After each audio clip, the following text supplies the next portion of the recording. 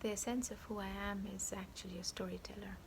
Now, I understand that this to be true for most people, because all of us are narrators, and we have a narrative that we speak about, or that we say, whether it's the story of our lives or the lives of different people who have affected us, who have come into our existence, come into our experience.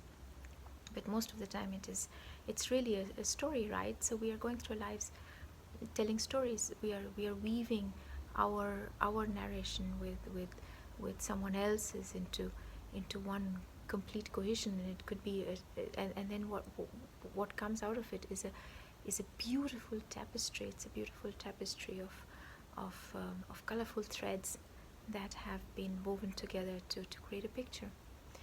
And it's such a magnificent thing, because the moment you start your narrative and you become aware of what it is that you're conveying, or how you're navigating through life, and what exactly it is that your life is trying to speak, or trying to express, be it through the work that you do, or through gardening, or through writing, or creative acts, or whatever it is that in life that you do, you're always on this journey of expressing yourself, of telling a story.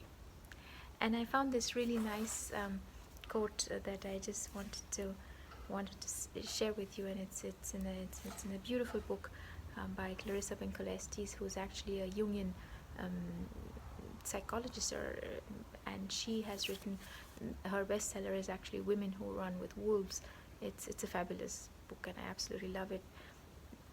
But this is called the Faithful Gardener. I just want to read this small quote to you, and it says, "It was not stories that had been missing from creation, but rather, and most especially, the soulful humans who could tell them."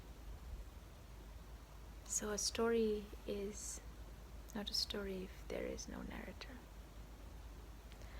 And the gardening journey is a story. This is a story.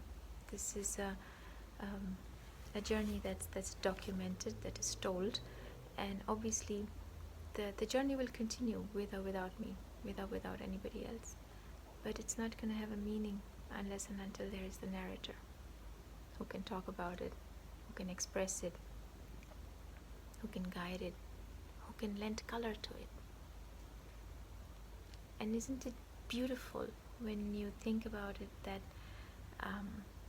yes, of course, the world will go on, and everything will happen. The sun will shine, and the stars will be bright in the sky, and the moon will rise and set, just like any other time, with or without us. But we as humans, we have this ability to bring this beauty to expression. And maybe that is why we were created. I don't know. Maybe that is why we are here, so we can be the voice, we can be the soul, we can express that what we see around us, whether it is through our stories, through our journeys, through someone else's, through what happens to us. But whatever we are experiencing, and whatever we are taking into our experience, and our experience of life, there is so much of beauty in it. And that's what being human is about. It's to experience and to express what we see happening in nature and in the environment, and to us. So I'm really happy that you are accompanying me on my journey as I tell this story of my garden, because my garden wants to express itself, and I am just a mouthpiece.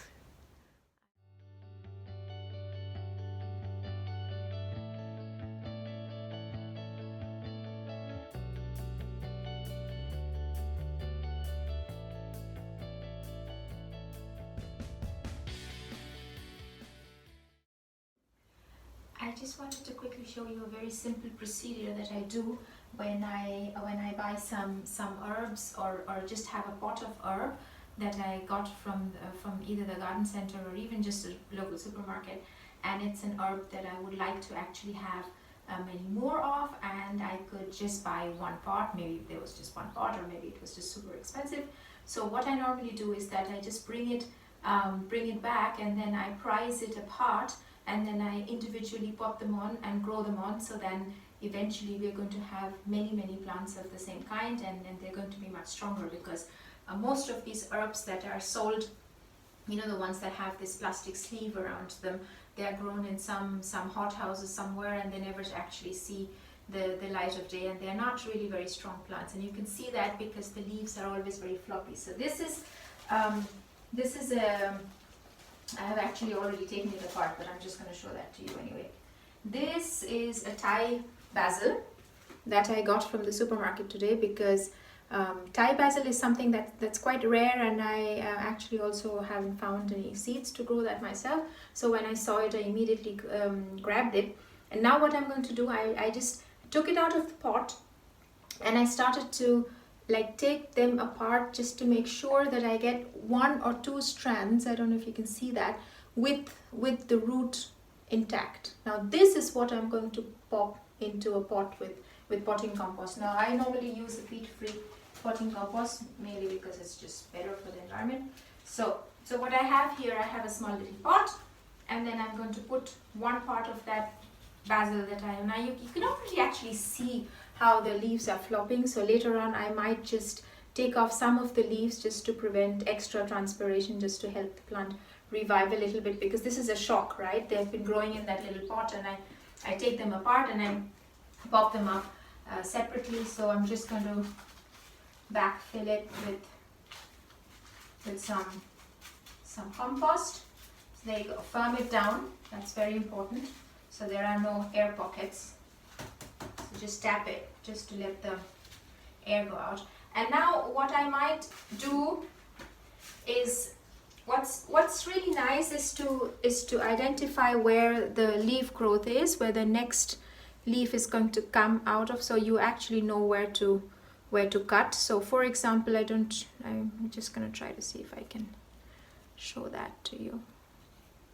Yeah, so if you can see, there is a node here, so there's a leaf there and a leaf that side, so I might just cut on the top, and if I do that, then this is going to give this one a chance to grow, and then this one is going to be actually stronger than the ones that are on the top. So I might just pinch it, just take it like that, and I pinch it off, so then this has a chance to grow. And I might just go around the plant and do the same thing. Make sure to leave some leaves on, because of course they need to photosynthesize, they need to grow. So don't just chop off everything. No, I have to leave them on because they aren't really over here. Yeah, this one is a good one, so I can take the top off. Yeah, so now what I'm going to do, I'm going to put this. So what I normally do is that I try not to water from the top, because these are very fragile, right? And I want them to actually grow really strong and healthy. So I'm just going to put it in a tray of water. So I'll just show you what I normally have in the greenhouse is that I always water from the bottom. So this is how it looks like. So then I have this tray which is filled with water, and I put the pots inside and let the water soak up the pots. Yeah. So that's a very simple and an inexpensive way to actually get more plants from just a single pot that you can get. And you can basically do this with any plant, any pot that you have, any herb that you buy that is maybe a little rare or something you have always wanted. And then don't be afraid to pry it apart. You know, plants are extraordinarily stable and not as fragile as we might think them to be, but just make sure that you have the root intact. That's very important, because that's where it's going to grow from, and just make sure that they are a little bit protected. Now this greenhouse that we have here, this is very sunny. Obviously it's a greenhouse, but it's also in the Mediterranean, so the sun tends to get really, really hot. So I need to come in and always check that they are not in direct sun. This is during the time of growth, especially if I have just taken it from the root and just divided them and put them in individual pots. And because the leaves are a little bit tender, they are a little floppy on the floppy side, so I don't want the sun to hit them and burn them. So what I'm going to do is, the moment I see that we have lots of sun, so I'm just going to come in and make sure that I put them someplace warm, of course still in the greenhouse, but not in direct sunlight. So I hope this is going to help you and inspire you to actually divide your own plants.